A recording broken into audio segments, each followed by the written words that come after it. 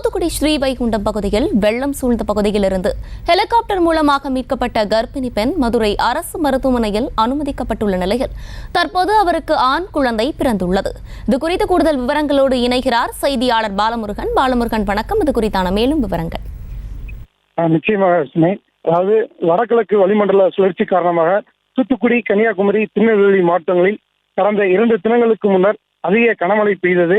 இதனால் தூத்துக்குடி, திருநெல்வேலி மாவட்டங்களில் வெள்ளம் சூழ்ந்து அப்பகுதியில் வாழும் மக்கள் தண்ணீரில் தத்தளித்தார்கள்.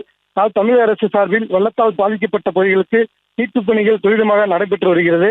இந்த நிலையில் ஸ்ரீவைகுண்டம் பகுதியில் வெள்ளப் பகுதியில் சிக்கிய கர்ப்பிணி பெண் உட்பட 4 பேரை சூலூரில் இருந்து வந்த ராணுவ ஹெலிகாப்டர் மூலம் மீட்கப்பட்டு மதுரை கொண்டு வரப்பட்டனர்.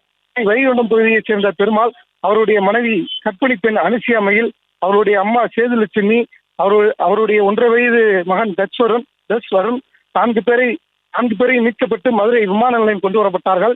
அவர் விமான நிலையத்திலிருந்து ஆம்புலன்ஸ் மூலம் மதுரை அரசு ராஜாஜி மருத்துவமனையில் நேற்று சேர்த்த நிலையில் நிறைமாத கர்ப்பிணி பெண் அனுசியாமைகளுக்கு இன்று அதிகாலை 2 மணிக்கு அரசு ராஜாஜி மருத்துவமனையில் இன்று அழகான ஆண் குழந்தை பிறந்தது. இதனால் அவர்கள் குடும்பத்தினர் மிகவும் மகிழ்ச்சி அடைந்துள்ளார்கள். விவரங்களுக்கு நன்றி பாலமுருகன். செய்திகளை உடனுக்குடனும் துல்லியமாகவும் தெரிந்து கொள்ள சப்ஸ்கிரைப் பண்ணுங்க.